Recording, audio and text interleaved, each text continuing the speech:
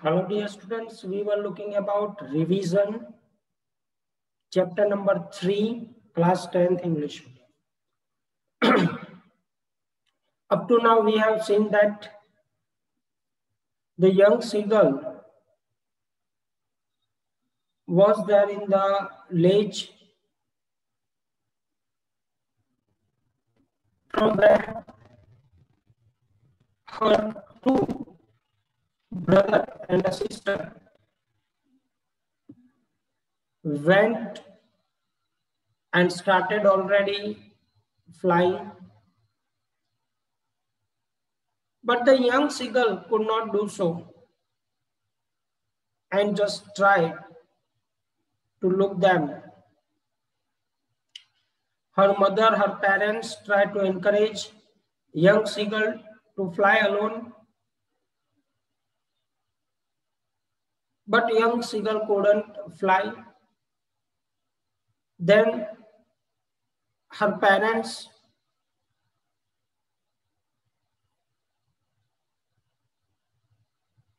also threatened him, young seagull, that if you can't fly, you have to starve, you have died from hunger.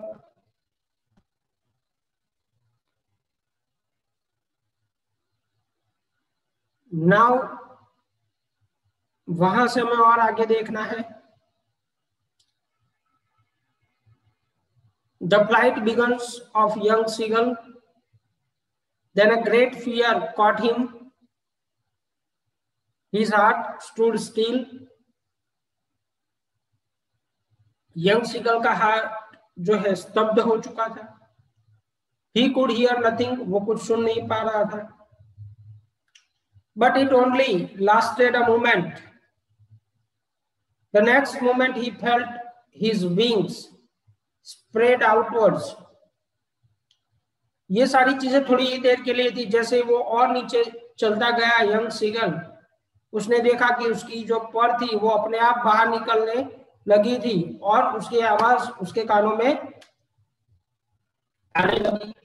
He felt the wind rush against his breast feathers. उस young seagull के breast वाले इलाके पे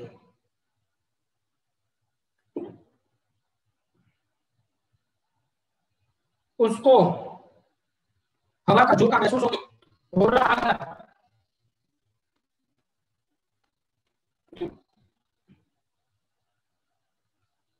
Then it rushed under his stomach. वो धीरे से जो air flow है, विंड है, वो उसके स्टमक भीतर से पसार हो रही थी. And against his wings, he was not falling headlong now. अब वो सिर के बल नहीं गिरेगा. He was soaring slowly downwards and upwards. वो धीरे धीरे upward and downward होने लगा. He was no longer afraid. अब उसको डर नहीं लग रहा था. He could fly on his own. अब वो young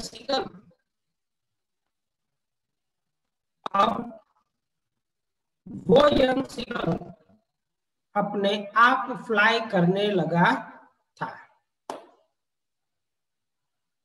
अब यंग सीगल को कॉन्फिडेंस आने लगा. उसमें जो डर था उड़ने का, उड़ने से गिरने से लगने का, वो सारा डर अब निकल चुका था. Towards the end of the first part of this unit, dear student, we are given one more point of the unit, that the joy of flight. The seagull gave out a joyous scream. वो अपनी तरह से आवाज करता है, खुशी से भरा. जैसे आप लोग करते हो जब आप कुछ चाहते हो और वो सीख लेते हो, बजाना आपको आ जाता है, तब आप कैसे सभी लोगों को दर्शाना चाहते हो कि देखो मैं ये सीख गया, see that I have learn it. He showed hired calling ga ga ga. This is what the sound that actually bird making in a joy. His mother gave out God call us. This is one of the sound making we can say right? By his mother. Then his father flew over him screaming. उसके बाद उसके ऊपर के हिस्से में उसका father, बीच में ये यंग सीगल और नीचे की ओर उसकी mother. Then he saw his brothers and sisters flying around. और उसके इर्द गिर्द उसके भाई बहन उड़ रहे थे। They were roaring and diving. वो लोग चिल्लाते थे, उड़ते थे और डाइव स्कूपिंग कर रहे थे। Then he completely forgot that he had not always been able to fly. कि यंग सीगल अब भूल गया था कि पहले वो उड़ नहीं सकता था, अब वो उस तरह से उड़ रहा था जैसे as if he had done mastery on. He commanded himself to dive and roar to shore. उसने अपने आप से बात की और कहा कि आप डाइव कर सकते हो, स्कूप कर सकते हो, कट्स लगा सकते हो। He was near his sea now, flying straight over it. अब वो दरिया के ठीक ऊपर से उड़ रहा था। He saw a vast green sea beneath him. उसने उसके नीचे एक बड़ा सा हरा सा सी देखा।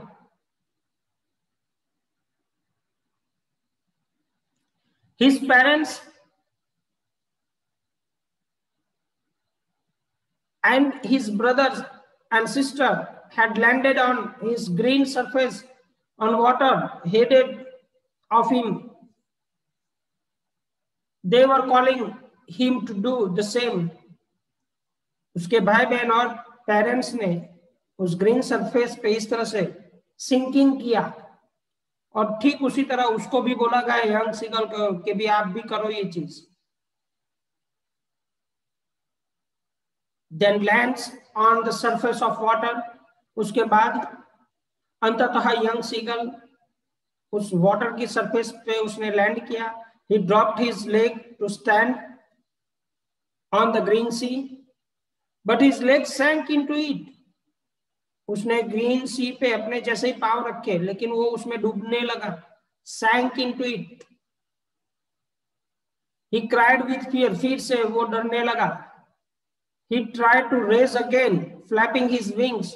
उसने फिर से वहां से ऊपर उठने के लिए अपने विंग्स को फ्लैप किया। But he was tired and weak with hunger.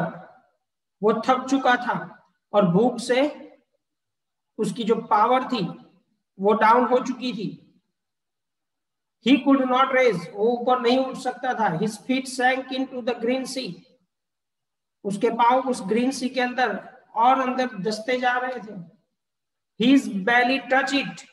अब पांव के साथ साथ उसका जो बैली पेट वाला इलाका है वो भी उस एरिया को टच करने लगा, ग्रीन एरिया को। He sank no further. He saw floating on it.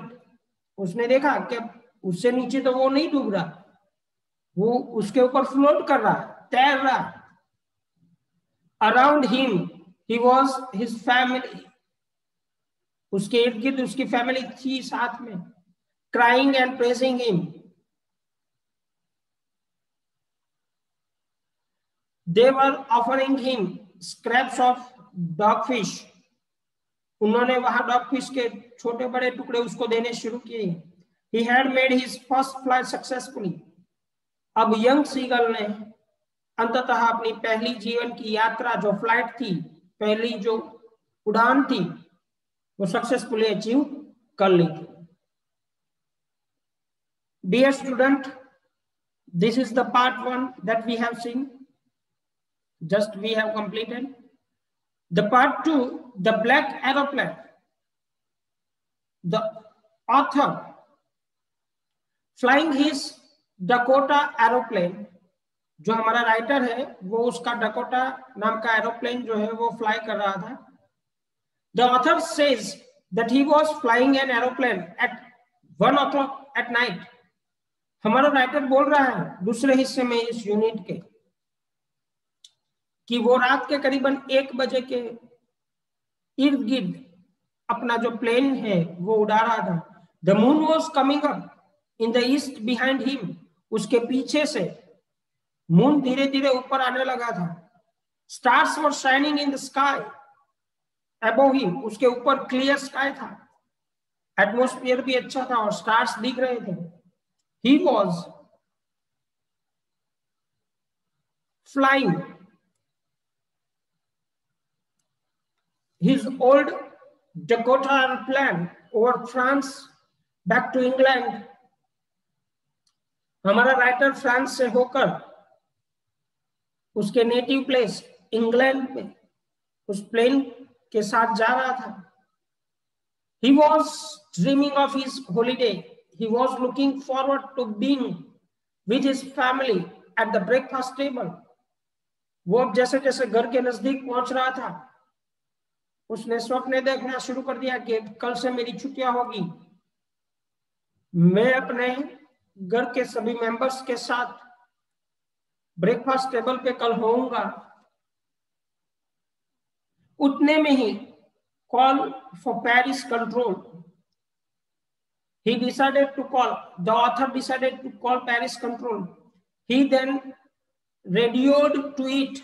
उसने रेडियो के जरिए पेरिस कंट्रोल से कांटेक्ट किया. He told it that he was on his way back to England.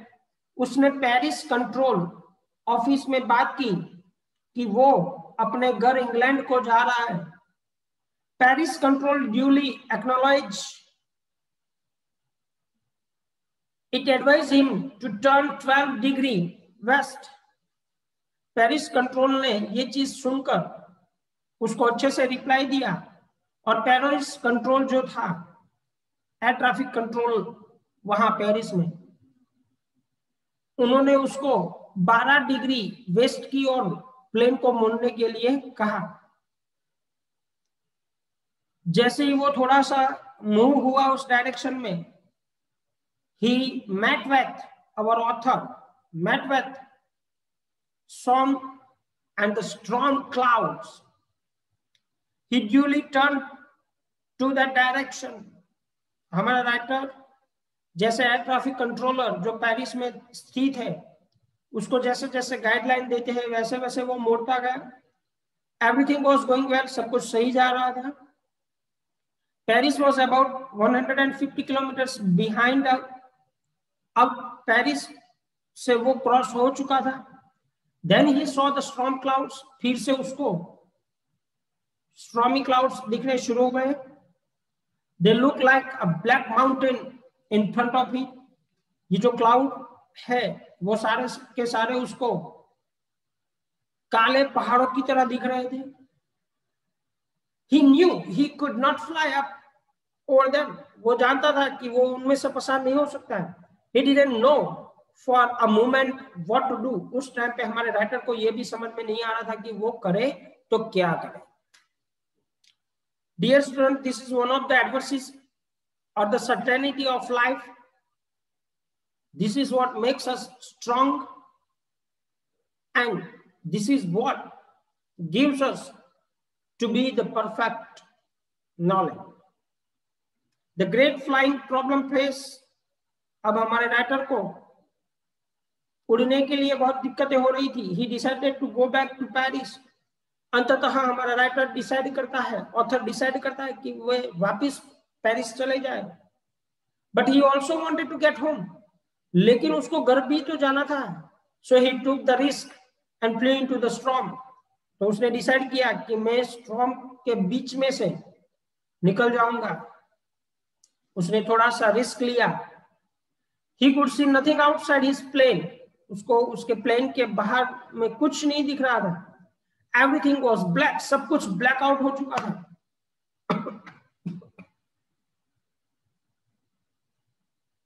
Then old aeroplane jumped and twisted in the air.